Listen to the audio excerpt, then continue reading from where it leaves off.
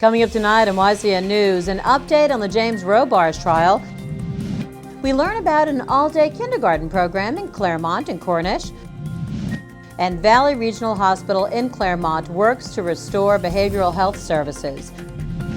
For more news, weather, and sports, it's time for YCN, your local view.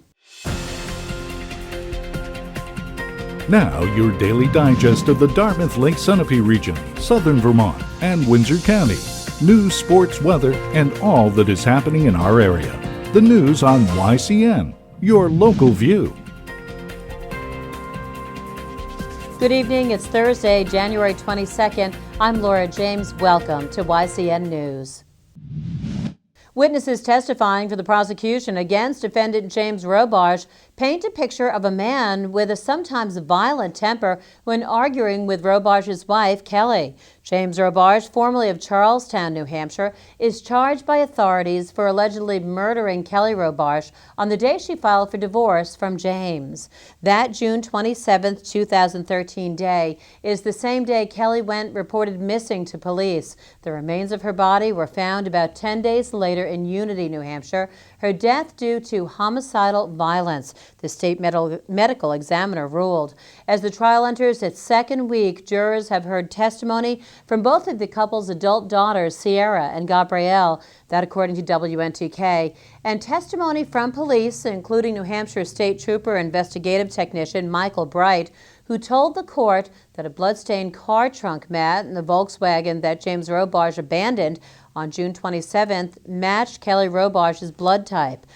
The trial is expected to last for several weeks and include testimony by James Robarge as he takes the stand. The case is ongoing in Newport Superior Court in Newport, New Hampshire.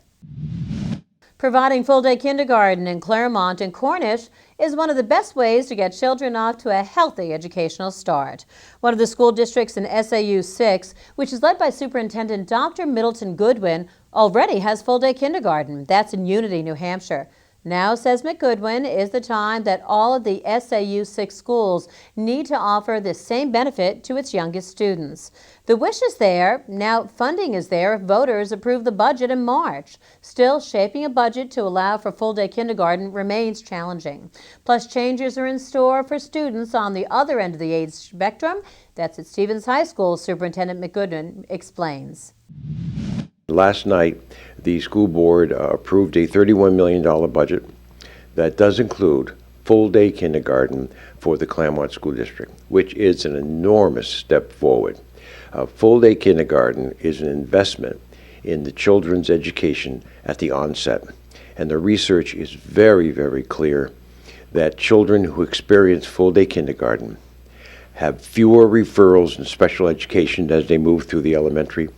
And elementary school teachers who have experienced children with half-day kindergarten and then are experiencing children with full-day kindergarten after full-day kindergarten is implemented, note a major difference in the child's preparation and where the child is. The foundation of public education, the foundation of the college system, the foundation of careers begins in early childhood education.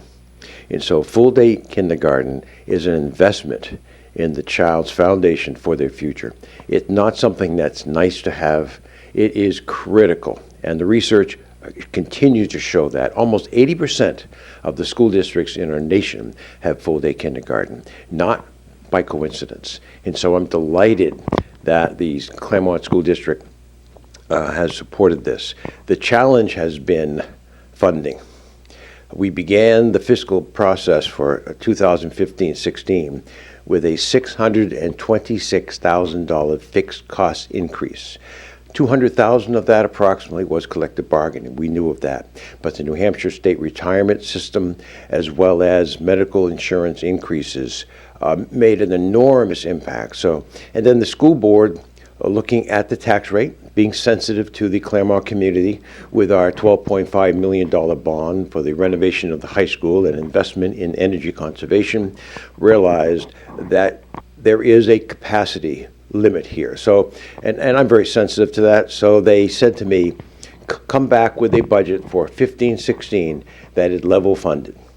And when they meant level funded, they meant that $626,000 fixed cost increase, deal with that as well. You're not going to be adding that on top of this year's budget for next year. And so we went through a very strategic process, a challenging process, where we reduced well over $1 million of the budget. But in the same time, we also invested over $500,000 into the budget to establish a full-day kindergarten in each of the elementary schools in Claremont, as well as to make some strategic changes at Stevens High School with the new high school principal, Patricia Berry, where now students in grade 9 through 12 will have 4 full years of English, mathematics, science, and social studies. And when I say 4 full years, I'm not talking about a half-year course. I'm talking about September to June course. Continuing with regional education coverage, this next story takes us to the Upper Valley, where an Ivy League college is disciplining 64 students for their role in cheating in a class on sports, religion, and ethics. Dartmouth College spokeswoman Diana Lawrence tells the Valley News the suspensions range from a student being placed on academic probation to others facing a 2-term suspension. There's no word that any of the students have been separated or expelled from the Hanover, New Hampshire College. The class used electronic handheld clickers registered to individual students to answer in-class questions. College officials said the students charged with cheating either gave their clickers to classmates instead of attending class themselves, or helped others cheat by using the clickers to answer questions on their behalf.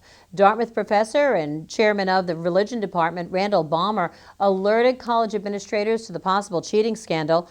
Balmer noticed that the electronic system was receiving more responses than the number of students he saw sitting in front of him in the lecture hall. The Vermont State Police are entering a new chapter in their history now that the department has promoted from within a woman to the rank of captain.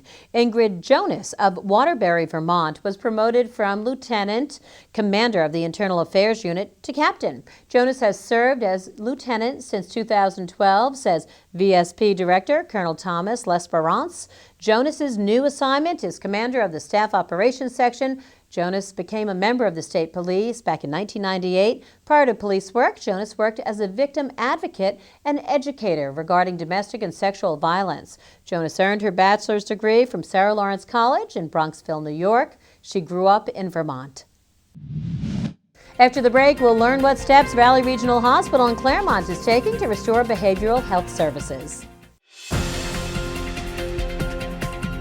The YCN News continues in a moment.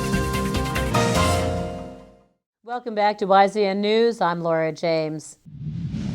Hospital leaders in Claremont recognize the need to restore the behavioral health services once offered at Valley Regional Hospital. Plans are underway to set up a 10-room inpatient unit to serve the needs of people who experience acute mental health issues, especially when there's not a room available in New Hampshire State Hospital in Concord. Valley Regional Hospital Director of Community Engagement, Rolf Olson, tells YCN News there are typically 20 to 40 patients awaiting a higher level of care than is found in most communities. To that end, Valley Regional wants to provide people who need this care locally from the region.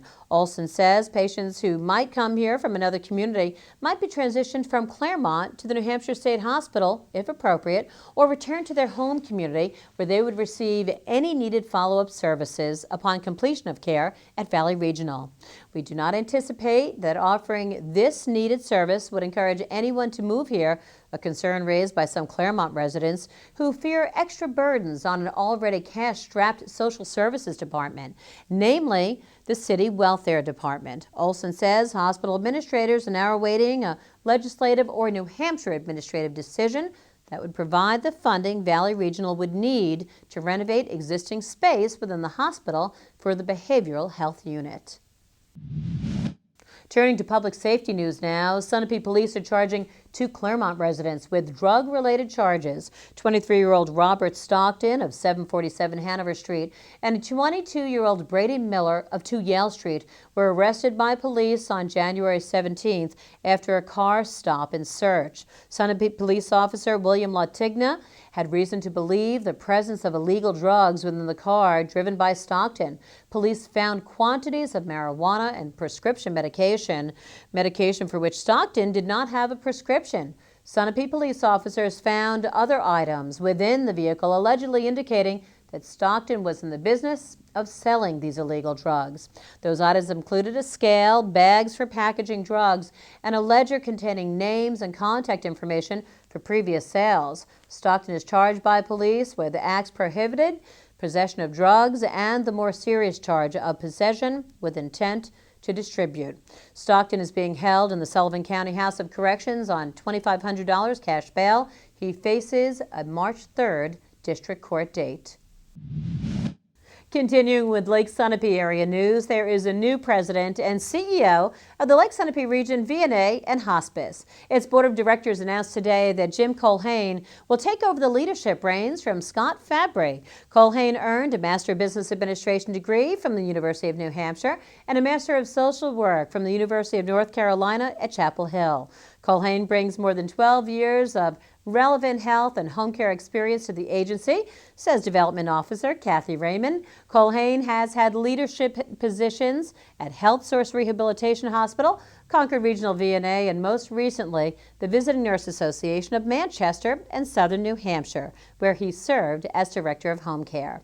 Hospice and Personal Services. Colhane begins his job in 2 weeks on February 2nd, and a formal meet and greet open house will be held for the Lake Sunapee region community on Wednesday, March 11th, 2015, from 3 to 5 p.m. at the Lake Sunapee Region VNA and Hospice. That's at 107 Newport Road in New London. For more information, please contact Kathy Raymond at 603-526-4077 or see Raymond at lakesunapeevna.org. When YCN News returns, we'll join River Valley Chronicles' Elizabeth Durazio. She spoke with Don Ranney from the Sullivan County United Way. The YCN News continues in a moment.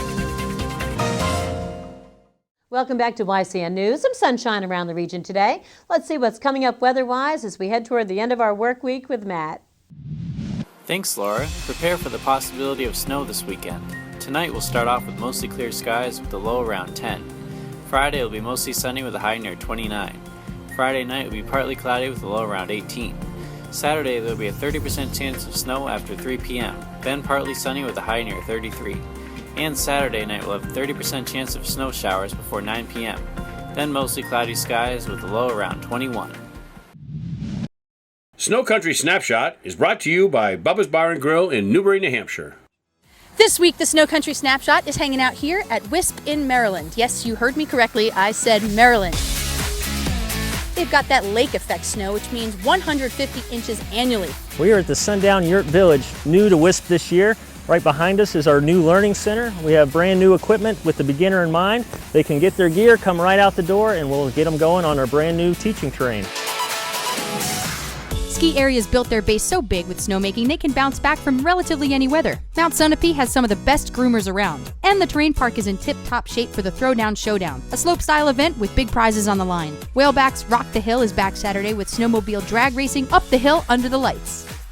Are you wearing a tuxedo under this? I'm wearing, it's called a powder tail. A powder tail. Search high and low for this. Really? Yeah. It's funny because I only had to search low and I found it right away. It's a bird. It's a plane. It's a powder tail. Bromley Mountain is hosting the 10th annual Wounded Military Heroes Weekend Saturday and Sunday. It's dedicated to our service veterans wounded in action and provides them the opportunity and the tools to experience skiing and snowboarding. Stratton Mountain has a beautiful 2-acre ice castle and it's lit up in a multitude of colors. You've got to check it out. Well, we've had a great day here at Wisp. Thanks for watching the Snow Country Snapshot and head over to snowcountry.com for more weather and conditions. I'm Hallie O'Brien and I will see you next week. And now let's take a look at our YCN community calendar. Saturday, check out the Brattleboro Winter Farmers Market from 10 a.m. to 2 p.m. at the Robert H. Gibson River Garden. There will be a roast beef supper in Heartland, Vermont at the Congregational Church from 5 p.m. to 7 p.m. And check out the Dust Bowl Revival at Next Stage Arts in Putney, Vermont starting at 7:30 p.m. You can see the full YCN calendar at ycnnow.com/calendar. Tonight on YCN Sports, we have the results from the Newport versus Windsor Vermont boys basketball game that took place last night. After a very close game, Windsor Vermont made the most baskets. The final score of the game was 56-53. In girls basketball in Vermont, the Woodstock Wasp girls took on Mount St. Joseph School. The Wasps couldn't quite keep up as they fell to their opponent.